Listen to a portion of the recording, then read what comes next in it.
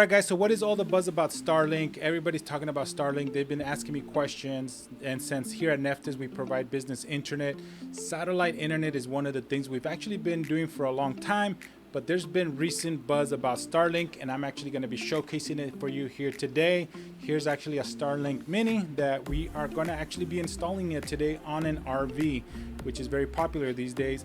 But let's get on with the show. Welcome back to the Connected Technologies show, where we talk about small business technology. We bring resources, tutorials, and best of all, where you can find the best pricing on this technology for your business. Cool. So today's show is about Starlink. Starlink essentially is a sister company of SpaceX. They launched their satellite internet service, which they're calling it satellite constellation, so their SpaceX satellite constellation is pretty cool. And to be honest with you, this type of internet has actually been around for a long time. We've been installing it way over 10 years, since like 2013, I think. We've been installing. So there's other providers out there. There's a couple companies that we work with. One of them is called Viasat. Now, what Starlink has going for itself is two things. One, it's behind the name, the man, the myth, the legend, Elon Musk, right? Elon Musk is definitely revolutionizing today. He's doing all these crazy technologies, right? With Starlink, SpaceX, Neuralink, and obviously Tesla. So his name is bringing a lot of attention to this technology. Now, Starlink, essentially what it is a fixed wireless satellite internet connection. Think about it this way. What he's trying to do, he's launching all these thousands and thousands of satellites into space. That's why it's called SpaceX satellite constellation, right? So he's launching thousands and thousands of satellites, and he's creating essentially a global Wi-Fi mesh network, right? Like how you at your home or your office, you install all these Wi-Fi access points, so you have no dead zones around your house, or your office. It's kind of the same concept, but with satellites, right? So he's launching them into outer space. You'll be able to install something like this in your home, office, or in this case, the Starlight or the Starlink Mini can be installed on a moving device like a vehicle, RV, even boats, right? And you can be driving around and it'll work. And surprisingly, the technology hasn't been around, or the technology has actually been around for some time. Like I said, we've been working with a company called Viasat. So the second thing that Starlink has going for itself, other than the brand, right? Elon Musk brings the name and it's getting all this commotion, is this right here, the Starlink Mini. So before, when we were installing, for example, let's say Viasat is a fixed satellite internet connection, right? So you install a dish on your building somewhere on the roof, most likely, and then it has to be fixed at a certain angle depending of where you are geographically in the world. But that's it. You couldn't move it. You would get great quality internet, but you couldn't move it. With today, this year, came out the Starlink Mini that allows you to mount this on a moving vehicle. Now, they do have different packages. Depending on the package you choose, it will offer that. And also, you would, depending on how you're moving and if there's anything in the way. And like Viasat and all of them, there can't be any obstructions, right? It can't be behind a billboard or something like that. It has to have clear view to the sky. It's called fixed wireless internet, meaning it's a fixed connection, no obstructions. But yeah, man, the second thing going for itself is called Starlink Roam.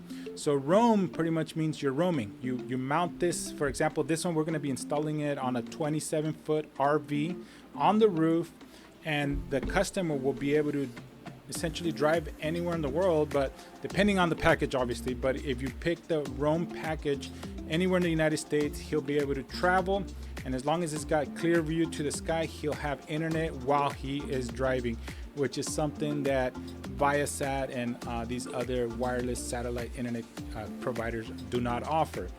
Having said that, let's get into it. Let's talk a little bit about the different packages. So let's talk about there's three different antennas. There's the Starlink Standard, the Starlink Mini, and then the Starlink Performance. Essentially, they're depending on what you're looking for. This type of technology back in the days when we were doing Viasat and these other providers, it was catered to people that didn't have good quality internet from the local provider, right? From AT&T, Spectrum, whoever it is. Rural areas, right? Areas where there was no fiber or even copper wire going to them. And well, now with 5G internet, it's getting better, but there's still some rural areas where you just cannot get any internet whatsoever, even on your phone or anything like that. So you would install a satellite internet like Viasat. It would be fixed, but then you would get great internet, right? So it's still kind of catered for those reasons, even Starlink. But like I said, they're doing a lot more. They're advancing very quickly. Starlink standard antenna, it's a lot bigger than this one. It's a fixed antenna. So that one, once it's installed, again, you couldn't move it, but that one can give you up to 300 megabit download. And then again, depending on the package you choose. But for example, that one is more, and then they also have Starlink packages for businesses, which obviously it's a lot more expensive. But for residential personal use, you can start at $80 a month. It is unlimited data, but you're probably going to be capped out at 100 megs. You can go to the Starlink website and look up more information about that. And then they have the Starlink residential, $120 a month, but that will give you up to the 300 megs download. And this is for personal use. Now, what we're doing is, this is a business customer. We're setting him up on the Starlink Roam, which is only available for personal use right now, but it doesn't mean you couldn't log into your business network and do business work while you're traveling, right? So that's the residential package. Now, the Roam with Starlink, it's only available on the Starlink Mini. Again, you couldn't do it on the Starlink Standard satellite. It would only be this. Now, this one's actually a little bit more expensive, probably because they had to compact it more and also provide better coverage while you're roaming. It starts at $50 a month, but you're capped out at 50 gigs. And then you could do the Roam Unlimited, which is $165 a month, but it is unlimited data. And then in certain areas, you could get up to 300 megs download on that. But here's the thing, Starlink is offering this on a month-to-month basis, no long-term contract, and it is stop and go. So this literally takes minutes to activate. You mount it, you put it straight, no obstructions, looking at the sky. It has to be a little bit of an angle. And then you just download the Starlink app, you activate the account, you choose the plan you want to get on, and it's online. There's no credit checks, nothing like that. And the greatest part is, if you don't travel much, maybe you travel once every few months on your RV, you can do stop and go on the service itself. Now, it is on a monthly increments, meaning if you choose the Roam Unlimited, it's going to charge you the full 165. It's not prorated. But if you stop before the next billing cycle, then you would only pay that 165. And then the Starlink Performance satellite, it looks just like the Starlink Standard, but it has some extra equipment. But that one is actually catered more for people that need durable, high quality internet. Because think about it this way, these satellite antennas, though you get 300 meg download, the latency on the speed is, the ping latency is a lot slower than you would get with even DSL, Spectrum coax, or AT&T fiber. Now, what is latency? And for you guys don't know, I'm sure you've heard the word ping, right? So ping latency is the speed that it takes your request, when you submit a request on your computer or your phone, for it to go send a request to the server that you're requesting information from, and then the speed that it sends it back to you.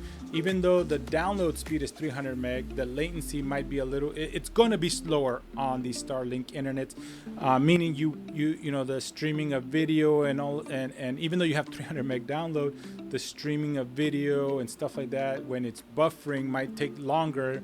And in some cases, it might not even be that great quality. So my recommendation is, if you're going to be traveling with a Starlink Mini on an RV, and you want to be watching Netflix, you might maybe stream the Netflix standard definition videos, right? So it doesn't require HD or 4K quality videos.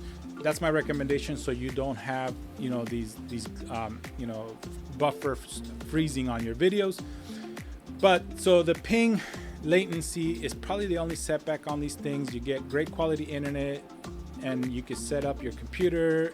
You can even set up a router that it will distribute the Wi-Fi, stuff like that. You could get the Starlink router that it comes with, the little gateway with that will create its own Wi-Fi. It's probably the most recommended, but we're actually going to be using a third-party 5G gateway router that has built-in dual WAN. So we're going to be setting up the Starlink as the primary internet, and then the 5G gateway is going to have a 5G SIM card, so that if the Starlink ever fails, but they're in a good area for 5G, it'll fail over to the 5G. But essentially, guys, that's Starlink in a box. This is the Starlink Mini. We're going to be installing this today, and I'm going to be walking you through how we would do it here at Neftis to install these Starlinks on an RV. Similar process if you were going to install it on a boat or something like that. But other than that, guys, that's pretty much it. Any questions, feel free to comment on the video. So guys, so another question that we're getting about the Starlink is the service itself, right? The internet service, is it available only in the United States? And here's the thing: can you purchase the roam package here in the United States and drive into Mexico or something like that? Theoretically, it's possible, because what Starlink is doing through SpaceX is they're launching thousands and thousands and thousands of satellites into space. Now, these satellites, they're orbiting around the Earth, right? So 1 minute they might be over the United States, another minute they might be over Africa, right? So, and essentially what Starlink is doing, they're creating a mesh network. So you might be connected to a certain satellite for, a few minutes, and then, after a while, it'll mesh over to the nearest satellite to you. So theoretically, it's possible, because you're going to be meshing through random satellites that, this morning that specific satellite might have been in, over Africa, and today it's over the United States. But what I do know what Starlink is doing is that based on your geographical area, where you sign up, when you download the app, it's going to ask you where you're located. Well, it'll actually automatically detect if you're in Colombia, for example, right? And it'll give you the packages available in that country. At the moment of sign up, my guess is it's going to detect where you're located, and it's going to ask you to sign up to those packages. Once you're signed up and you're roaming, you can drive into Mexico from the United States, right? Or Canada. Theoretically, it should continue working. It might, boot you off, or it might tell you, hey, you need to subscribe. And you got to understand why. Every country has their own kind of wireless frequency distribution licensing, right? So every provider, including us as Neftis, when we install our fixed wireless antennas that are from wireless antennas, not satellites, when we distribute our signal, we have to stay within compliance with the FCC for the United States. Could we install the same antenna in Mexico and distribute that signal? Yes, of course, theoretically it's possible. But then now we're in Mexico, we have to comply with the Mexican wireless frequency distribution licensing that they have, right, within their governmental organization. But yeah, theoretically, I'm sure it's possible. Maybe I'll try that. Maybe I'll drive into, take this thing and drive it, or take it with me to Colombia or something like that and try it. I'm sure it'll work, but I don't know. The best way to know is trying it out. Sure. Yeah, so Starlink is actually being built for personal use. They have very minimal business use case. They are building this mostly for personal use right now. They do have business packages, but they have much better coverages under the personal subscriptions. Now, cost-wise, yes, it can get a bit expensive. This one is actually more expensive than the Starlink standard antenna. The standard antenna is $299, $300. And then this one is $499, so $500. And then the actual Starlink performance satellite, that one's actually $1,500. So it just depends on which antenna you're looking for. If you're looking to be roaming, this one can be used as a fixed antenna as well. It doesn't have to, but because the standard antenna is less expensive and you don't plan to be using it for roaming, then obviously the standard antenna would be less expensive. But it's a one-time fee as well. So if you go with the Starlink Mini, it's $500 one time, and then you just pick the plan that you want to pay monthly, whether it's the $50 a month with the 50 gigabyte package, or you want to go unlimited for $165 a month and do the pay and go, or pay where you can stop it at any time and only pay for that 1 month. $165 for some people might be a lot. If you're going to be using it for business, one thing we've noticed in technology is that if it's for business, people don't shy from paying what things cost, right? If it's for personal use and you're paying, Netflix $20 a month, and you're complaining about it, is because you don't care. You can live without Netflix, right? But a business cannot live without the proper technology, even if it costs 10 times more than Netflix, right? They will pay it. So it just depends if it's for personal use or for business. The cool part is they do have the roam package where you can stop it at any time and only use it as needed. Yeah, that's another thing that Starlink is doing, is they're making it very user friendly to install. So installation of this, and we're going to be installing this right after this. I'm going to get changed into my engineering uniform so I don't get my suit all dirty.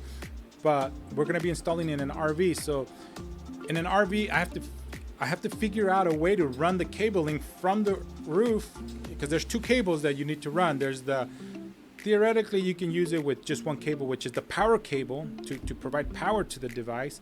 And then you run an Ethernet cable, where in this case, we're going to be installing a Cat 6 Ethernet cable that we're going to run through the roof of the RV down into and RVs have their own little, electrical compartment within the RVs. And I'll show you guys videos of all of that stuff, but I'm going to be running cable from the roof through there.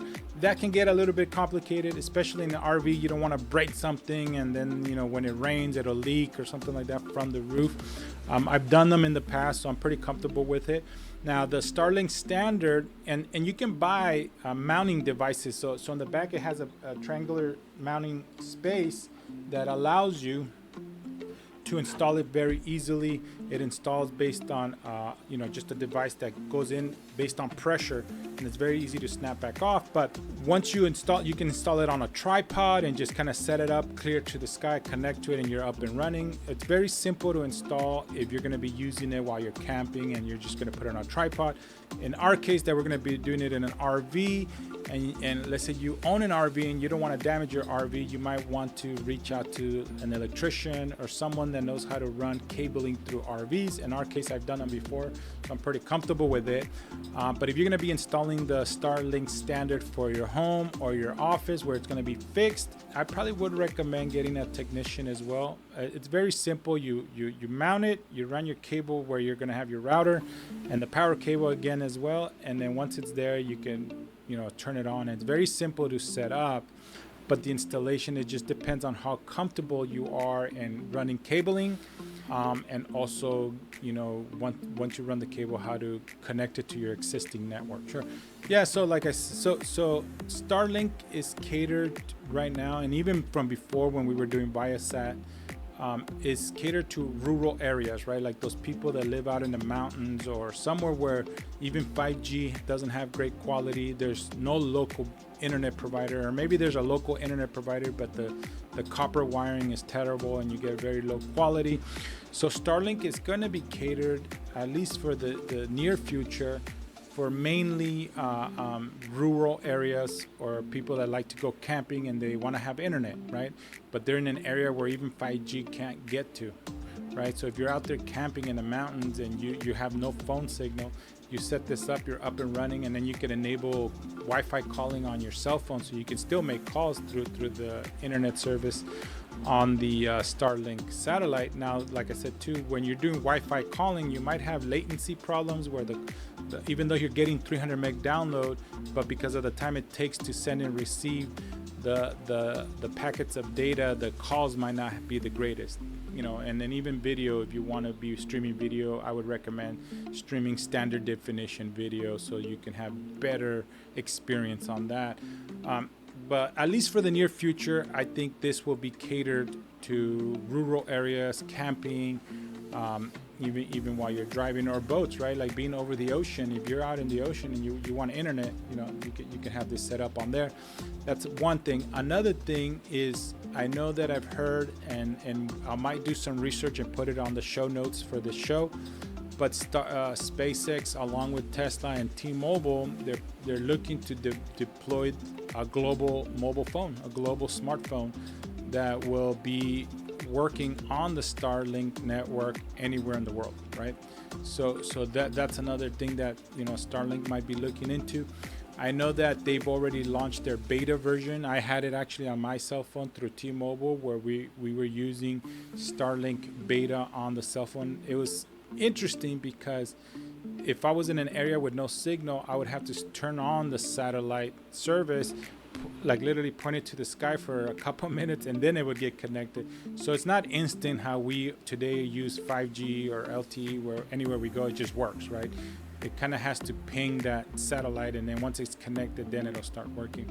So there's those options too, right? So what Starlink is doing, they're creating a global mesh network with satellites that I'm sure it's pre-planned that 10 years from now, 20 years from now, those satellites are going to be running some technology that we can't even think about today. But like I said, Elon Musk is one of those eccentric fellas that loves to think outside the box, and I'm sure he's got something planned out why he's deploying these Starlink satellites today. And I actually believe, he invested to launch SpaceX back in 2003. I actually believe that he probably had plans since 2003 to launch Starlink and to launch this global network with satellites. I'm assuming he was just at the time studying and developing the rocket ship technology, right, to be able to get into outer space first of all. And then once he mastered that technology, he's like, all right, we're ready for Starlink. That's my belief. So I'm sure he has something planned for 10 years, 20 years from now with the same technology that he's launching today. So you do need a router, right? Like I said, it has an Ethernet port in the back. You will need to run that Ethernet cable. Now they do sell the Starlink gateway that connects through wireless. You wouldn't need to run that extra Ethernet cable, and it creates your Wi-Fi connection, right? So it'll create a Wi-Fi, and you can manage that device from the app as well, right? So you can create the Wi-Fi name, and the Wi-Fi password and all that stuff. Us personally, we're going to actually be installing a third-party router for this RV, and it's mostly because the customer wants to have a failover 5G, meaning if Starlink is in an area where it's just not getting signal or something that's obstructing it, it'll fail over to that 5G connection, but it'll only work if the 5G service is available in the area. But yeah, that's essentially it. All right, guys, so let's get this installed. Let me get dressed in a more proper, engineering uniform that allows me to get dirty, because this is gonna, we're gonna be running some cables through some stuff, pouring out some self-tapping glue so that it doesn't, if it rains, it doesn't leak into the RV. And then once we're installed, we're gonna set this up. I'll be recording all the steps on how I did this, and hopefully if anybody out there wants to get a Starlink satellite installed on their RV, send us a message. Go to neftis.com for more information on how we can get you up and running on your Starlink Mini or Starlink Standard or even Starlink High Performance satellites, and we'll get you connected. And we can also have the resources to get you better pricing than if you were to go to starlink.com. All right, guys. Thank you, guys. Let's get this going. Let's get this installed.